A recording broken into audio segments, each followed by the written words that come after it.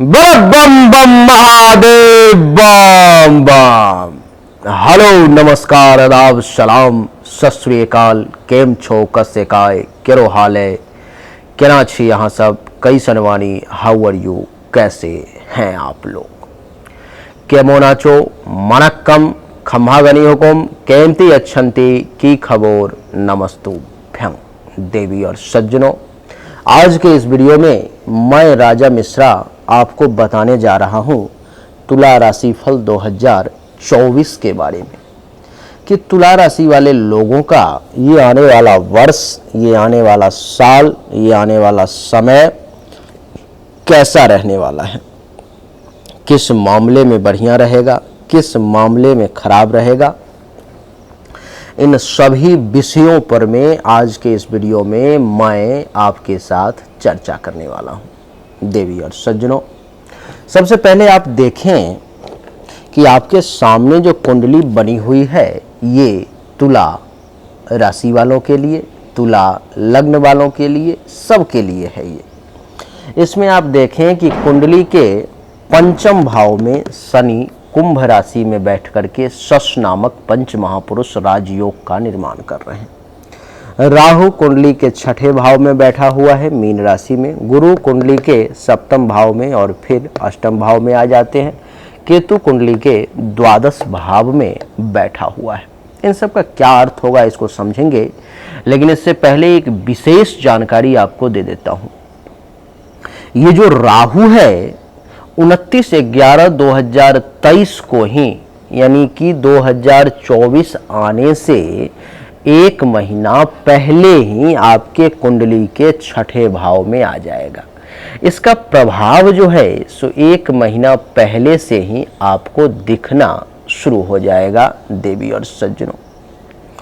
अच्छा, 29/11/2023 को 12:46 AM यानी कि 29 तारीख की रात को 12:46 में ये राहु देवता आपके कुंडली के छठे भाव में मीन राशि में प्रवेश कर जाएंगे।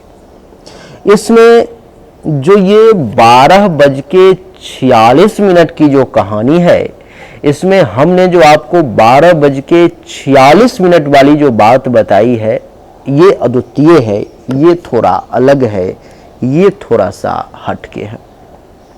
आप कहेंगे कि इसमें क्या थोड़ा सा हटके है?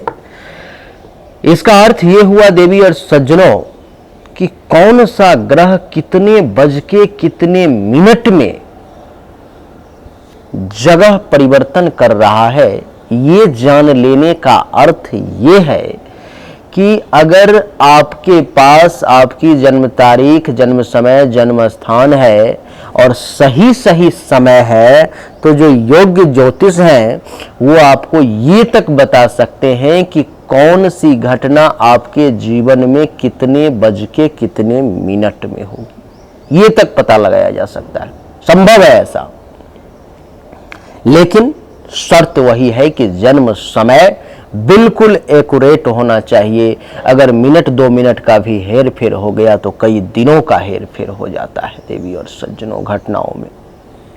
और मिनट 2 मिनट का हेर फेर हो जाना, मिनट 2 मिनट का इधर उधर हो जाना आम बात है देवी और सज्जनों। तो हमने आपको ये तक बता दिया कि 12:46 AM में 29 नवंबर 2023 को राहु देवता आपके कुंडली के छठे भाव में प्रवेश करेंगे। केतु भी 29 नवंबर 2023 को ही 12:46 AM में कुंडली के द्वादश भाव में प्रवेश करेंगे। अब बात करेंगे देवगुरु बृहस्पति की। देवी और सज्जनों, देवगुरु बृहस्पति 1 मई 2024 को 1:49 PM तक, क्या कह रहा हूं ध्यान से सुनना, देवगुरु बृहस्पति कुंडली के सप्तम भाव में मेष राशि में 1 मई 2024 तक 1:49 PM तक आपके कुंडली के सप्तम भाव में रहेंगे।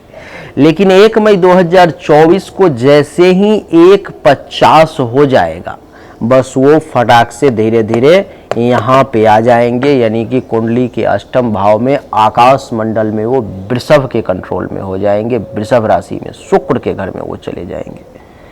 1:49 तक ये मंगल के घर में थे, उसके बाद ये शुक्र के घर में चले जाएंगे कुंडली के अष्टम भाव में देवी और सज्जन।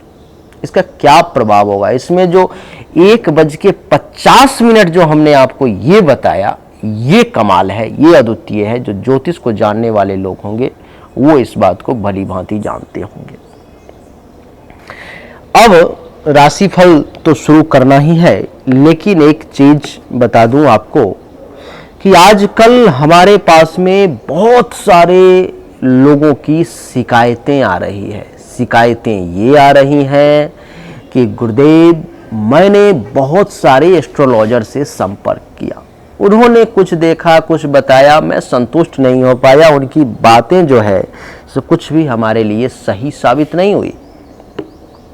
गुरुदेव, हमने आपके भी वीडियोज देखे और लोगों के भी वीडियोज देखे, लेकिन उसमें जो आपके द्वारा अच्छी बातें बताई जा रही है, आप लोगों के द्वारा जो अच्छी बातें बताई जा रही है, वो हमारे साथ बहुत कम होता है। उसका अच्छा फल जो है सो हमें बहुत कम मिलता है।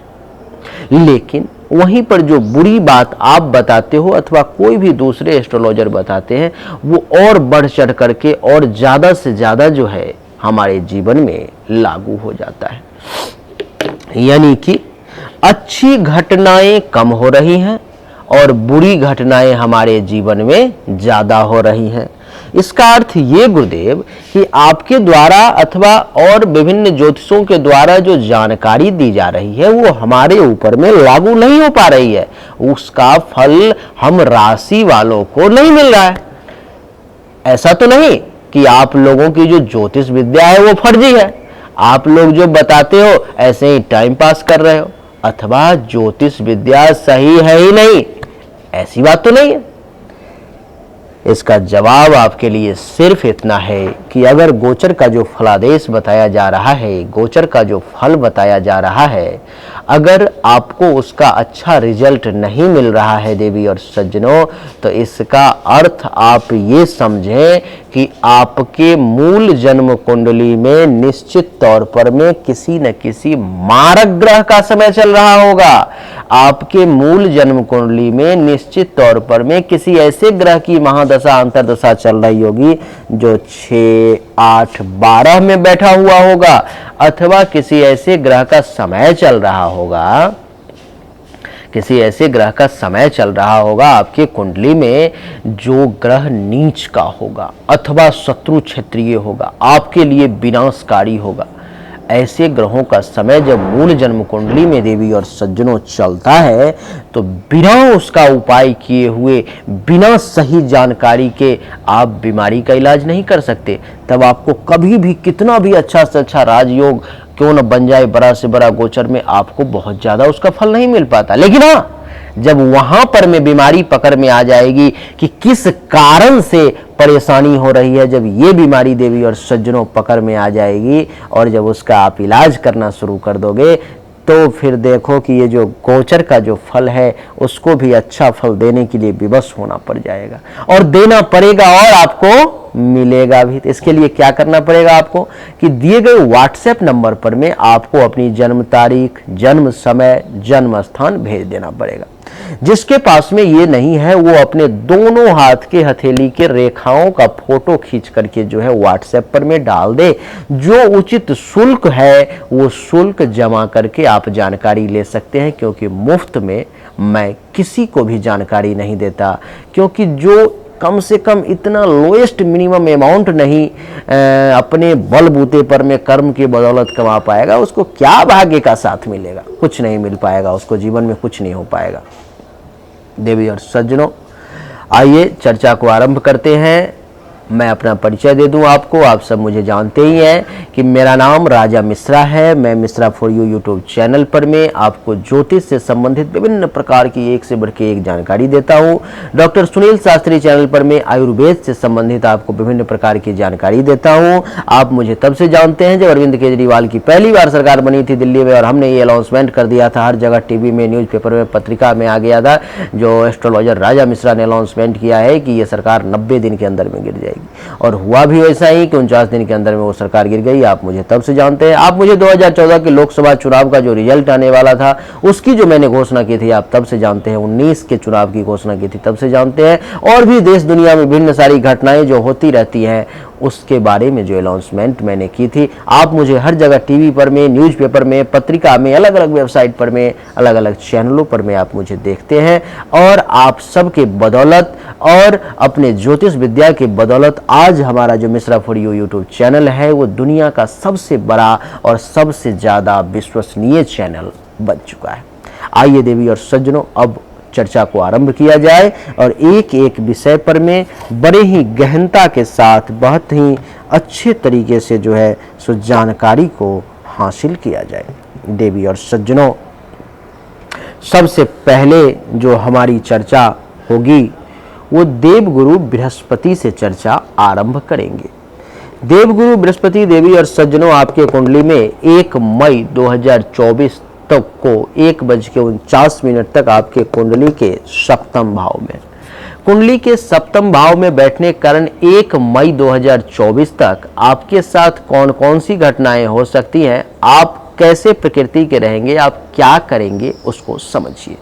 देवी और सज्जनों, 7वें भाव में देवगुरु बृहस्पति बैठे हुए हैं, जिसके कारण से सबसे पहले तो आप भाग्यवान कहलाएंगे। क्या कहलाएंगे? यहाँ बैठने के कारण भाग्यवान कहलाएंगे। सबसे पहले आपका भाग्य आपके साथ रहेगा 1 मई 2024 1:49 PM तक आपका भाग्य आपके साथ रहेगा। देवी और सज्जनों, जिस कार्य को करने की कोशिश करेंगे, जो ही जिस फील्ड में कदम रखेंगे उस फील्ड में अपने आप आगे बढ़ते चले जाएंगे, क्योंकि एक कदम अगर आप चलेंगे तो आपका भाग्य आपको 4 कदम लेकर के चला जाएगा। बहुत मदद करेगा आपका भाग्य आपको, यानी कि भाग्य भरोसे जो है सो आपका काम अपने आप होता हुआ चला जाएगा। ऐसा क्यों होगा? क्योंकि देवगुरु बृहस्पति कुंडली के सप्तम भाव में मेष राशि में आ गए। देवी और सज्जनों, इसके बाद और क्या होगा? तो इस समय में सप्तम भाव में आने के कारण समाज आपको विद्वान की श्रेणी देगा। आपको समाज जो है सो ये मानने पर विवश हो जाएगा, आपके विद्या से इतना प्रभावित हो जाएगा, आपके ज्ञान से समाज इतना प्रभावित हो जाएगा कि उसको ये मानना पड़ेगा कि ये जो व्यक्ति है बहुत विद्वान है, इसके पास में ज्ञान की कमी नहीं है। आपके विद्या की जो खुशबू है, आपके विद्या का जो गंध है, आपके विद्या का जो प्रचार प्रसार है, वो चारों तरफ जो है सो अपने आप धीरे धीरे करके महक उसकी फैलने लगेगी और आपको उस विद्या का लाभ भी मिलेगा। देवी और सज्जनों, और खूब लाभ मिलेगा आपको।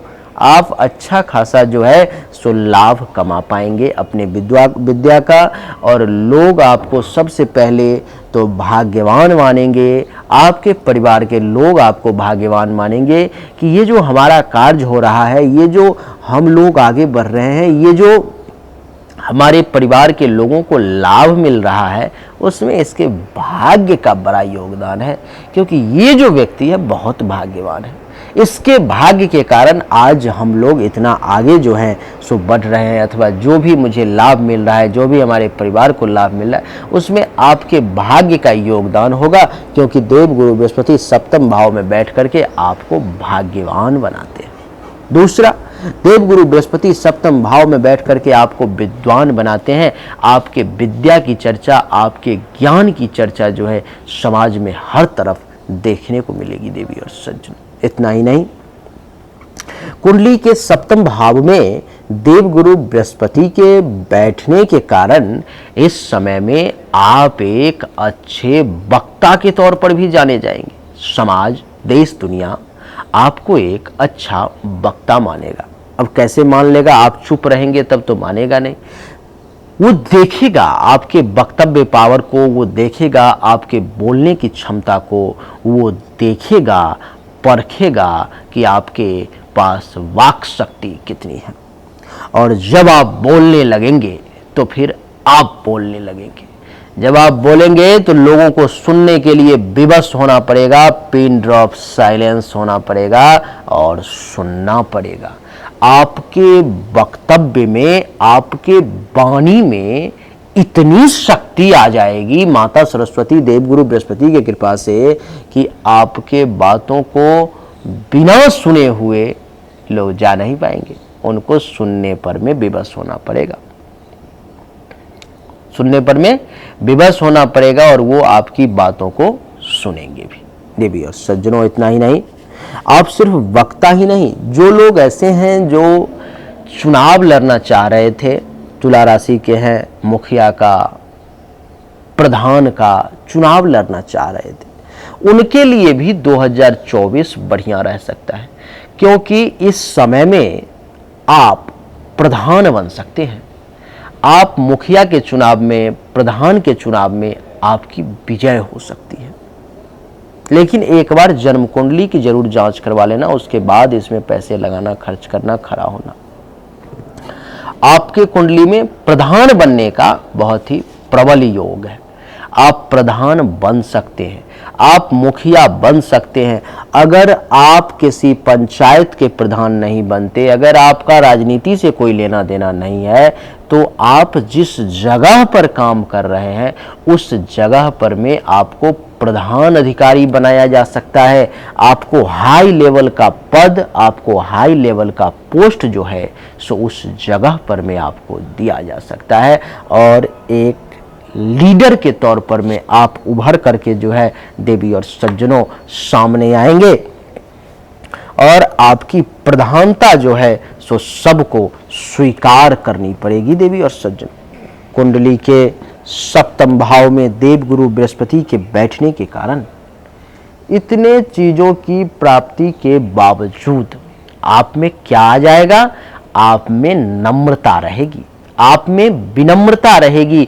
इस समय में आप नम्र रहेंगे, इस समय में आप विनम्र रहेंगे। देवी और सज्जन, आपके विनम्रता की चर्चा हर तरफ होगी समाज में। लोग ये कहने पर में विवश हो जाएंगे देवी और सज्जनों कि ये व्यक्ति जो है सो कितना विनम्र है, ये व्यक्ति जो है सो कितना बढ़िया है, देखो इसका भाग्य कितना साथ दे रहा है, ये एक विद्वान व्यक्ति है, इसका वक्तव्य पावर बढ़िया है, ये जो है सो प्रधान है, सब कुछ है, फिर भी इसमें विनम्रता कितनी है।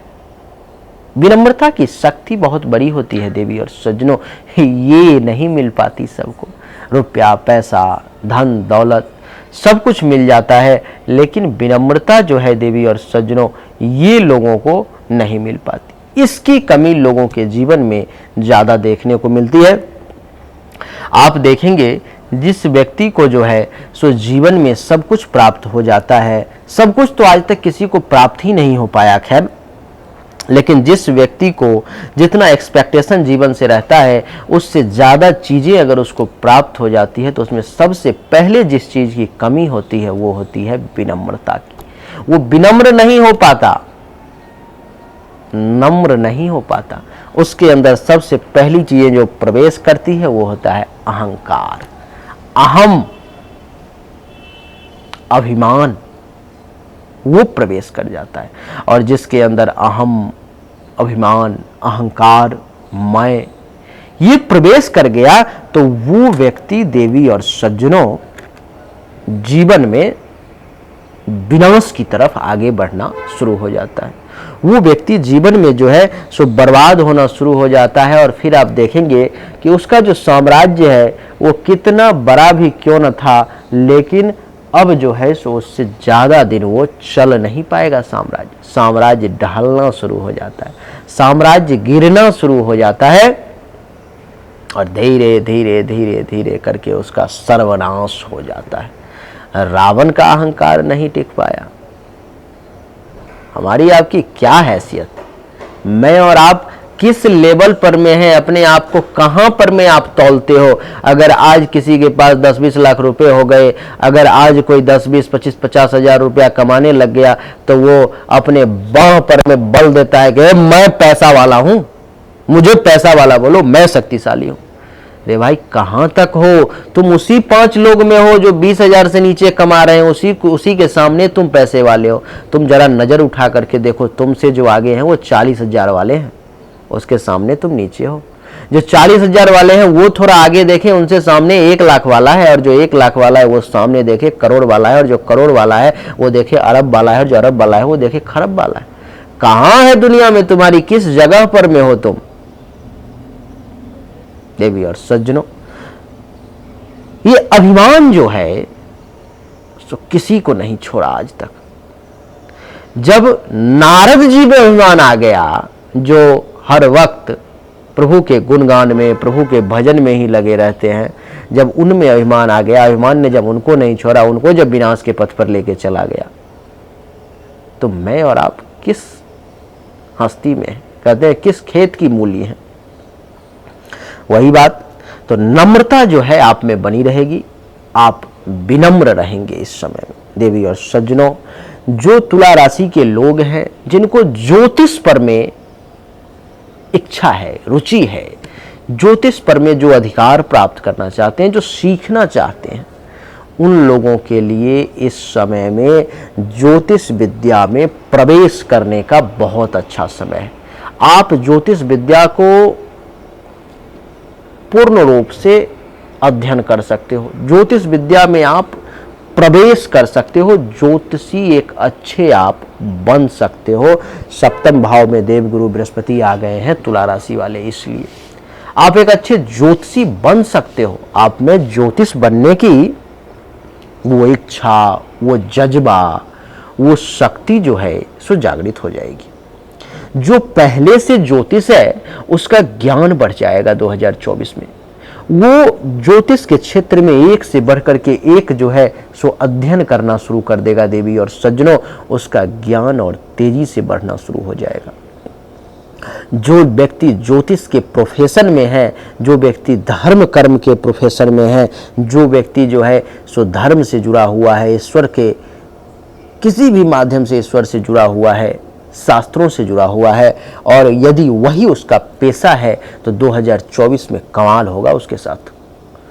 बहुत अच्छा आमदनी कर पाएगा, बहुत बढ़िया पैसा कमा पाएगा, और एक मोटा पैसा जो है उसके हाथ लगेगा, और वो अपने बिजनेस को बहुत ही अच्छे तरीके से चला पाएगा। सिस्टमेटिक तरीके से, बहुत बढ़िया तरीके से उसका बिजनेस जो है सो चलेगा। देवी और सज्जनों, इतना ही नहीं, देवगुरु बृहस्पति के सप्तम भाव में बैठने के कारण इस समय में आपके धैर्य की चर्चा जो है इस विभिन्न जगहों पर में होगी। कोई भी काम खराब हो गया, कोई भी काम बिगड़ गया, समय विपरीत हो गया है, अब नहीं चल रहा है, फिर भी आपका धैर्य आपका साथ नहीं छोड़ेगा। इस समय में आप धीरज धारण करेंगे, इस समय में आप धैर्यवान कहलाएंगे। देवी और सज्जनों, आपकी जो धीरज है, आपका जो धैर्य है, वो आपका साथ नहीं छोड़ेगी। और कहते हैं कि जिस व्यक्ति के पास धैर्य है, जिस व्यक्ति के पास सब्र है, धीरज है, उस व्यक्ति को मीठा फल जरूर मिलता है। कहते हैं कि सब्र का फल मीठा होता है। तो आपके पास धैर्य इतना है देवी और सज्जनों, और इतना धैर्य हो जाएगा इस समय में कि आप जो हैं सो बहुत अच्छे तरीके से जो है सो आप मैनेज कर पाएंगे, और बहुत अच्छे तरीके से धैर्य का फल जो है सो आप ले पाएंगे। अर्थात धैर्यवान बना देगा ये देवगुरु बृहस्पति आपको। प्रवासी भी बना सकता है आपको। यहाँ पर बैठा हुआ देवगुरु बृहस्पति आपको प्रवासी बना सकते हैं। आपको अपने जगह को छोड़ करके जो है देवी और सज्जनों जाना पड़ सकता है। आप इस जगह को छोड़ करके कहीं और जा सकते हैं। आप इस जगह को छोड़ करके जो है सो किसी दूसरी जगह पर में जाना पड़ सकता है।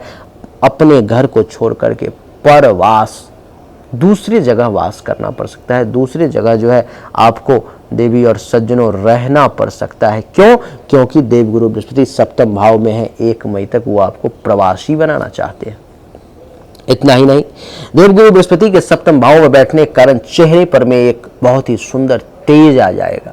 चेहरा बहुत ही सुंदर मखमली दिखेगा, बहुत ही अच्छा दिखेगा, इतना सुंदर कि कोई भी उसको देख करके उसके तरफ आकर्षित हो जाए। ऐसा देवगुरु बृहस्पति बना देंगे, क्योंकि सप्तम दृष्टि चेहरे पर ही पड़ रही है। देवी और सज्जनों, इतना ही नहीं, इस समय में आपको जो है सो किसी से प्रेम भी हो सकता है। शर्त बस इतना है कि पर स्त्री अथवा पर पुरुष से प्रेम ना करें। नारायण नारायण नारायण। अगर आप शादीशुदा हैं, आपकी पत्नी है, आपके पति हैं, तो आप किसी के प्रेम जाल में ना फंसें तो ज्यादा बढ़िया है।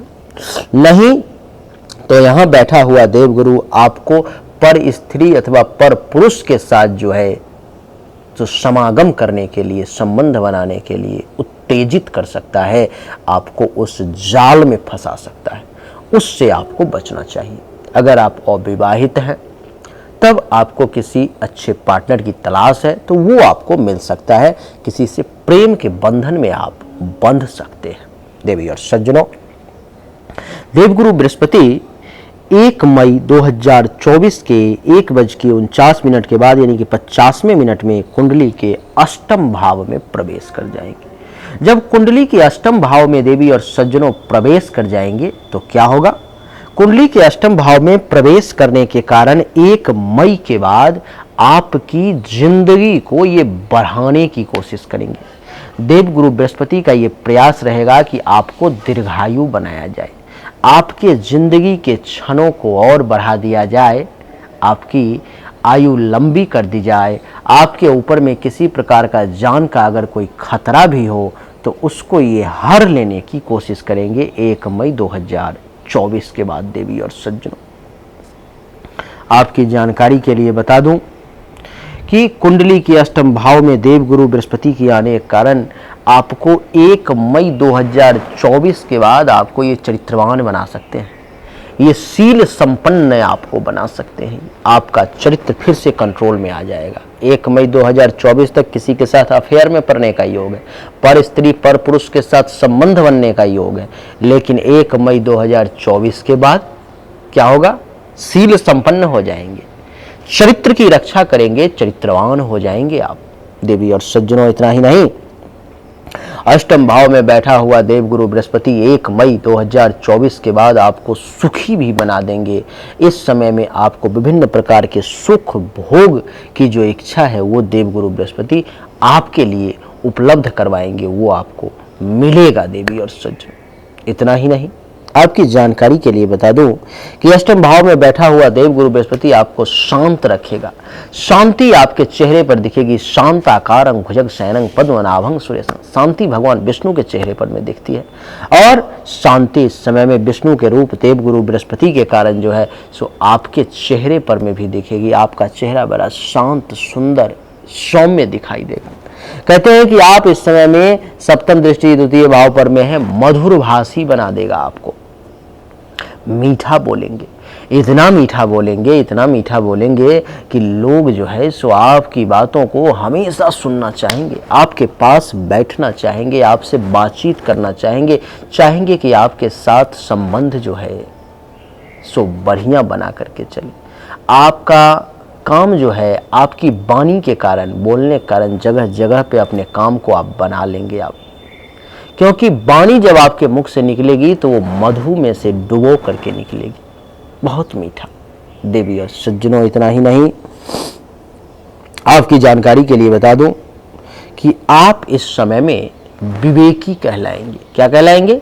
विवेकी, विवेक संपन्न।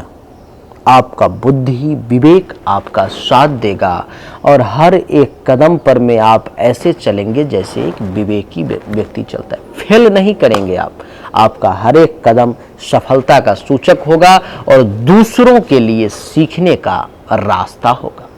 देवी और सज्जनों, इतना ही नहीं, आपके लिए जो है सो यहाँ पर में बैठा हुआ देवगुरु बृहस्पति आपको सिर्फ विवेकी ही नहीं, ग्रंथकार बना सकता है, आपको लिखने की क्षमता आप में जागृत कर सकता है। आप अच्छी अच्छी बातें लिख सकते हैं। आप अगर लेखक हैं, कवि हैं, लिखना चाहते हैं, लिखना जानते हैं, तो आपको ये बहुत ऊंचे स्तर पर में पहुंचा सकता है। देवी और सज्जनों, इतना ही नहीं, अष्टम भाव में बैठा हुआ देवगुरु बृहस्पति आपको कुल दीपक बना देगा अपने परिवार के लिए। कुल दीपक का अर्थ तो शायद आप जानते ही होंगे।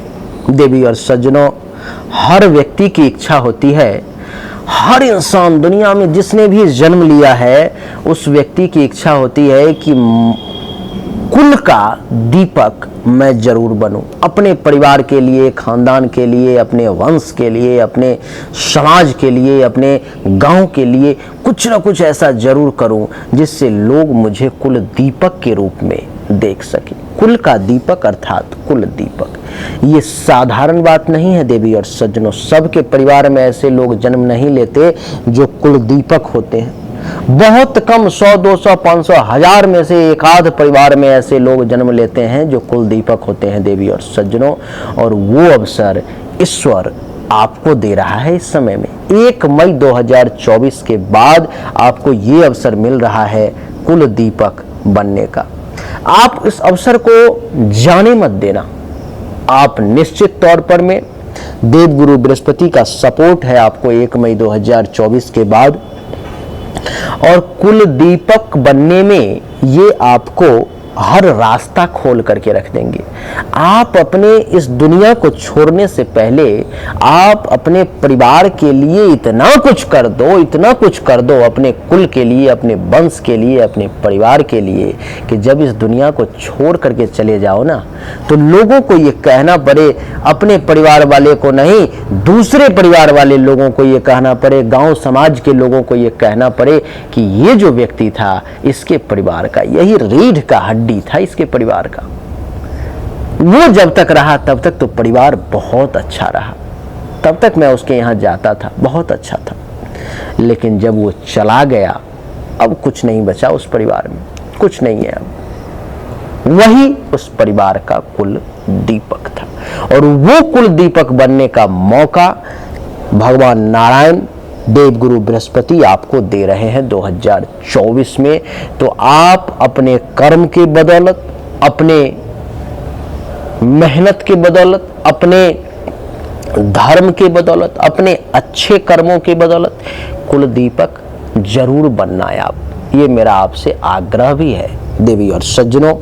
महर्षि कह रहे हैं कि अष्टम भाव में देवगुरु बृहस्पति के जाने के कारण ज्योतिष विद्या से आपको प्रेम हो जाएगा, लव हो जाएगा आपको ज्योतिष विद्या से, और इतना प्रेम कि आप ज्योतिष विद्या को पढ़ना चाहोगे, आप सीखना चाहोगे, आप ज्योतिष विद्या को जानने की इच्छा रखोगे।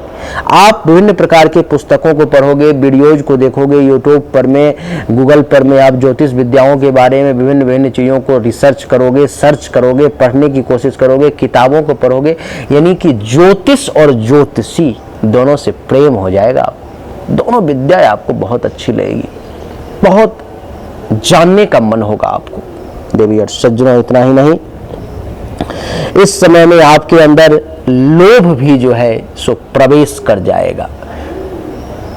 किसी न किसी चीज को पाने की इच्छा, किसी न किसी चीज के प्रति लोभ जो है आपको परेशान करने का प्रयास कर सकता है।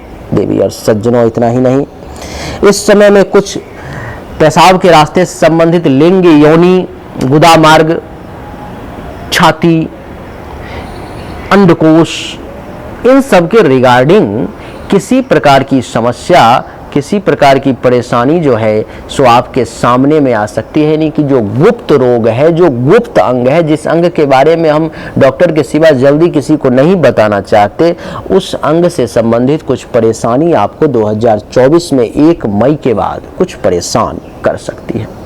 देवी और सज्जनों, इतना ही नहीं, आपकी जानकारी के लिए बता दूं कि इस समय में आपको अपने मित्रों के द्वारा धननाश का योग बन रहा है।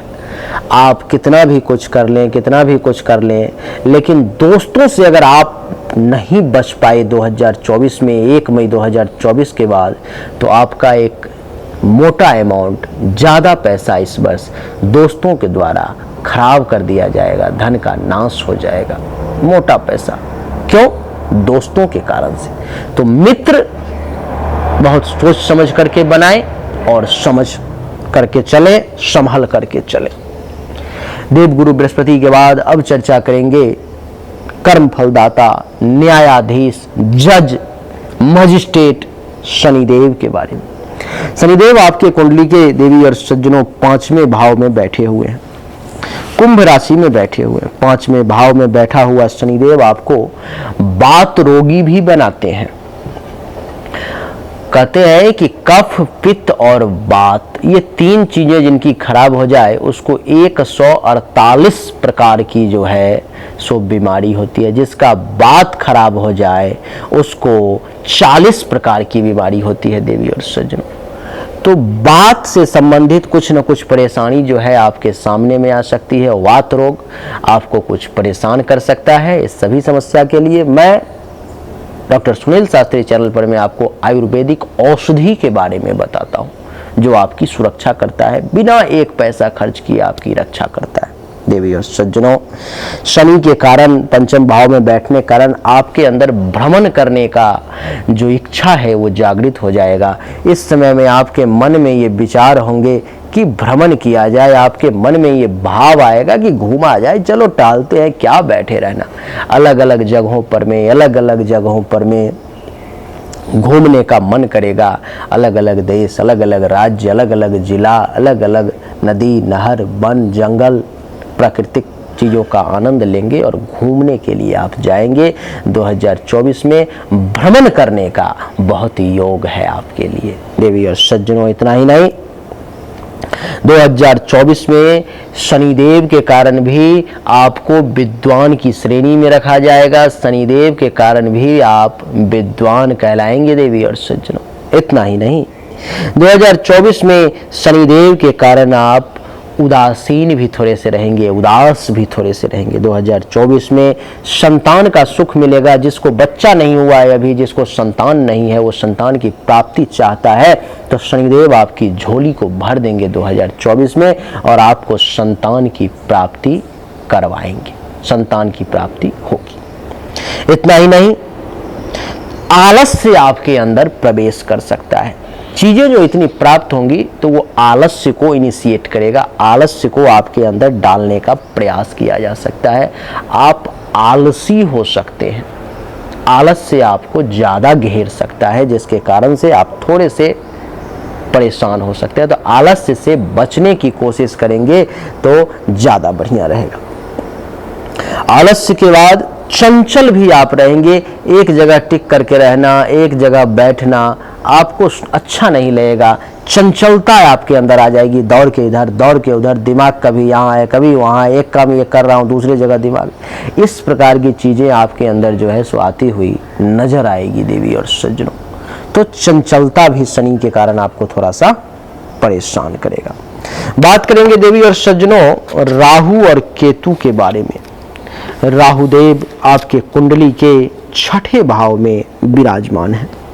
कुंडली के 6ठे भाव में राहु के बैठने के कारण जो आप जिस धर्म के भी हैं, चाहे आप सनातन में हैं, मुस्लिम हैं, हिंदू हैं, सिख हैं, ईसाई हैं, क्रिश्चियन हैं, पारसी हैं, आप जिस धर्म के व्यक्ति हैं, आपको अपने से दूसरे धर्म वाले जो विधर्मी हैं, जो आपके धर्म के नहीं है, ऐसे लोगों से जो है सो आपको लाभ मिल सकता है। ऐसे लोगों से राहु आपको फायदा दिलवाएगा देवी और सज्जनों। इतना ही नहीं, राहु आपको निरोग रखने का भी प्रयास करेगा। 6ठे भाव में बैठा हुआ राहु आपको निरोग बनाएगा। शत्रुहंता, दुश्मन पर में जो है जो विजय प्राप्त करने की शक्ति देगा। दुश्मनों का नाश करेंगे, दुश्मनों पर में जो है सो आप विजय प्राप्त करेंगे देवी और सज्जनों। कमर दर्द की कुछ समस्या आपको तुला राशि वाले 2024 में भी परेशान कर सकती है। बैक पेन, कमर दर्द से संबंधित कुछ परेशानी आपके सामने में आ सकती है देवी और सज्जनों। इतना ही नहीं,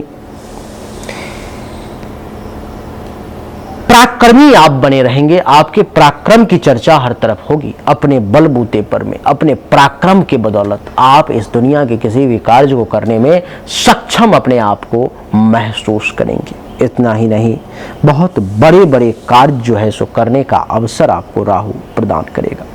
केतु आपके कुंडली के देवी और सज्जनों द्वादश भाव में यहाँ पर में बैठा हुआ है। तो केतु के द्वादश भाव में बैठने के कारण आपका दिमाग बहुत चंचल हो जाएगा। एक जगह उसको कंट्रोल करने की अगर आप कोशिश करेंगे फिर भी आप नहीं कर पाएंगे। आपका बुद्धि जो है सो बहुत तेज हो जाएगा और बुद्धि तेज के साथ साथ आपके अंदर कुछ धूर्तता भी आ जाएगी, आपके अंदर कुछ चालाकी भी आ जाएगी, आपके अंदर कुछ ठग वाला गुण भी आ जाएगा। केतु आपको अविश्वासी भी बना सकता है और इस समय में आप भूत प्रेत के नाम पर में जो है सो पब्लिक को बेवकूफ भी बनाने का प्रयास कर सकते हैं देवी और सज्जनों इस केतु के कारण। तो तुला राशि वालों के लिए 2024 की कहानी यही है जो हमने आपको सुनाने का प्रयास किया कि कौन सा ग्रह किस समय तक कैसा रिजल्ट देने वाला है। लेकिन फिर भी अगर आपको अच्छा रिजल्ट नहीं मिल पा रहा है, आप बहुत लंबे समय से परेशान हैं, तो अपनी जन्म तारीख, जन्म समय, जन्म स्थान के साथ जरूर संपर्क करें मुझसे। आपको सही जानकारी, एक्यूरेट जानकारी मिलेगी। जो शुल्क है वो जमा करें और जानकारी प्राप्त करें।